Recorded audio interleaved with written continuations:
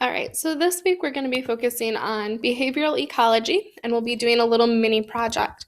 So there won't be notes to follow along with this video, but I'll kind of go through, give you some definitions and examples, and then you're going to go back into Canvas and download the slideshow, and you'll be editing it and then submitting it back to me.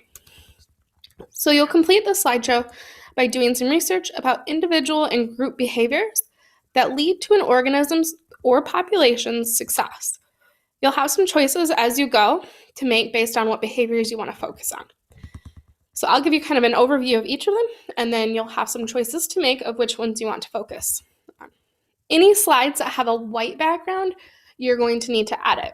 Any that have a colorful background or a picture on the background are just information slides for you to pick some of your choices off of. So the white slides are the ones that you want to go back and edit, and if you want to change the background as you edit, you may. But those are going to be the ones you focus on. So first, let's look at some individuals' behaviors. An individual behavior is a learned action brought about by experience that can increase an organism's chance for survival. So when I think of individual behavior, it's something that they learn that benefits them as an individual, not necessarily the entire group or population in the area, but them specifically. So the options here for individual behaviors include, and I'll kind of describe each of these and give an example as we go, so you have an idea of what to pick from. The first one is habituation. So that's learning to ignore a stimulus. So a good example of this are deer who live in an area where humans inhabit, but there's no hunting allowed. So when I think of seeing a group of deer out by the high school, for example, where there's not immediate hunting happening, they're not quite as afraid of humans anymore because they've learned to ignore and not be scared of humans because they're not immediately being threatened by a hunter in that particular area. So it's a learning opportunity to ignore a stimulus. Courtship behavior is behaviors in an attempt to attract a mate. So when I think of like my background I picked for this one, peacocks will display their huge flashy tails when there's a female, shake it around and show off their colors to attract a mate. So that would be a courtship behavior. Associative learning is a behavior associated with a particular trait. So I think of this like my dogs, for example. When the doorbell rings, they expect that there's going to be a visitor and they get excited. So they're associating the doorbell with the visitor. Or maybe when I go to the treat jar, some of the times they actually already sit down before I ask them because they associate getting a treat with me asking them to sit. Insight learning is a little different. So associative learning, you associate one thing with another. Insight learning is essentially learning as you go. So it's learning to respond to a new situation by adapting from experience. So with this, I think of like a squirrel who sees a bird feeder. They know there's food in it, they know they want it, and they learn after several failed attempts how to climb that bird feeder to get up to the food. So insight learning, you get insight as you go and fail, and then eventually you learn how to do it. Next one is caring for young. That one's exactly what it sounds like. So it's a parent taking care of the young till they are old enough to care for themselves. So like robins right now will return to their nest of baby birds and regurgitate food for their babies until they're able to fly and go get their own. So caring for young. Imprinting. Imprinting is when a young animal follows characteristics of a parent immediately after birth. A good example of this is ducklings. If you've ever seen little ducklings follow in a line after their mother, that's imprinting. The first individual they saw after they hatched was the mother, and so they are going to mimic her actions to help learn survival strategies. The last one is territoriality. So this is being territorial. It's a behavior of an animal to define or defend its territory.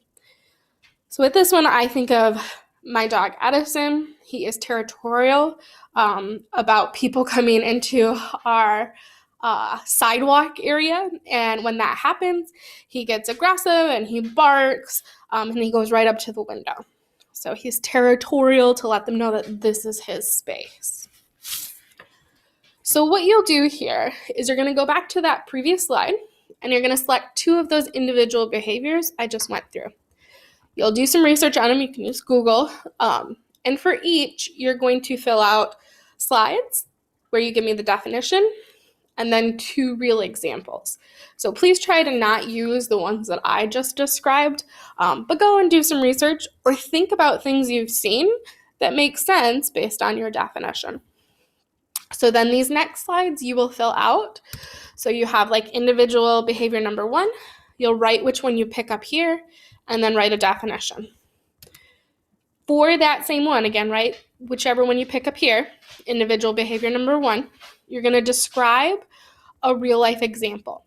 And include, find a picture showing your example. Like my example for courtship behavior was the peacock, so I threw a picture of the peacock on my slide. Okay. Describe a second real life example, and then you're going to pick a second behavior. So if you pick courtship behavior for the first one, you'll define it, describe one example, throw a picture on, describe another example, throw a picture on, and then you might pick territoriality for the next one. You define it, give me a real example, give me another real example, and that's it for individual behaviors. You're going to do the same thing for group behaviors. So individual behaviors help individuals in a population. Group behaviors help a group in a population. So a group behavior are learned actions brought about by experience that can increase a group's chance of survival. So it might even put that individual in danger, but it will help the entire group within the population be able to survive more likely. So here's your options for group behaviors. And again, I'll kind of go through them quickly here for you. So the first one is animal communication. So that's communication within a species, usually by noise, movement, touch. It could be a signal or a chemical. So when we think of communication, we always think of noise, making noises and communicating that way. But it could be as simple as like my dogs like to do again. They like to pee as we go for our walk at different areas to mark their territory and let other dogs know where their territory is and that they're also in the area. So it could be something like urine marking or a skunk spray could be a form of animal communication as well. Division of labor. So that is where individuals in the population develop their own specialty or job to assist the population. So instead of everybody doing every task within the population, they divide up the tasks. An easy way to think of this is humans, okay? I'm a teacher, my specialty is science, that's what I take care of. I'm not a plumber, an electrician, an engineer, a bus driver. Those are not my specialties, okay? Every individual person works their own job and assists one another collectively to make our society function. This does happen in nature. A good example of that is bees. Bees colonize. They have a queen. They have worker bees. There's foragers who go out and pick up necessary nutrients. Cleaners. There's drones. There's undertakers that actually take care of the dead bees out of the bee nest. So think of pack animals that might, or insects, that might split up the work responsibilities for a division of labor.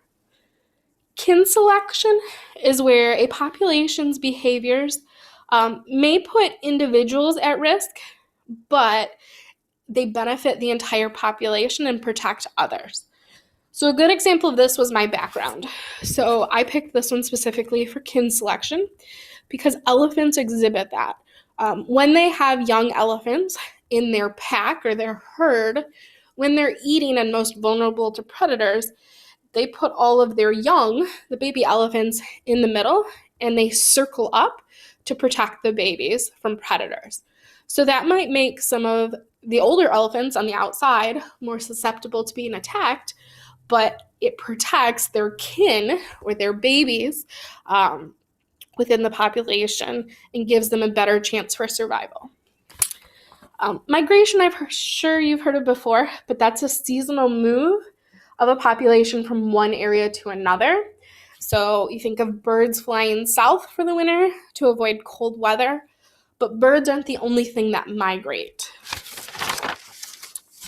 Anti-predator is when organisms adapt and strategize in order to avoid predators. So a good example of this is like stick bugs, mimicking the appearance of a stick in order to hide, and they kind of freeze in place when there are predators in the area. Cooperation is when they search for food or resources in an organized manner within the population. So a good example of this is dolphins. Dolphins will hunt in a pack, and they will actually circle up a school of fish, and they will circle them until those fish try to escape, and they literally then start to jump into the dolphin's mouth. So together they circle, cooperating together so that they all can get the food. The last one on this list is play. So that's a strategy used by young to help develop adult behaviors for the future. So I always think of the Lion King with this one, where like the baby lions are like play fighting and pouncing and jumping on each other to help learn those pouncing and jumping behaviors they'll use to hunt as adults. So here's your list for group behaviors. Again, you're going to do something very similar that you did last time. So you're going to go and select 2 group behaviors that you'll research, and then for each, you're going to give a definition and 2 real examples. Again, try to come up with ones that I didn't use. So you have group behavior number 1. You'll put which one you picked there, define it, describe 2 different real-life examples, pick a second behavior, put it up there, define it, and then give me 2 real-life examples. Okay? So for this week, you're going to complete and submit this assignment. So you should be able to type right into the slideshow that I put onto Canvas. You don't need to download it or make a copy. You should be able to edit it within Canvas. And then attend our Google Meet. There is only one Google Meet this week. So my first, second, and third hour can all attend Tuesday, if possible, at 11 a.m. I can't meet Wednesday. I have a district meeting on Wednesday during the time I usually do the Google Meet for my afternoon class Wednesday. So everybody, if possible, log on Tuesday. We're going to play a group game, so it won't be Kahoot or Quizzy or anything like that. I'm going to try to play a slightly different game this time. So you'll need to log on Tuesday, and I will see you then.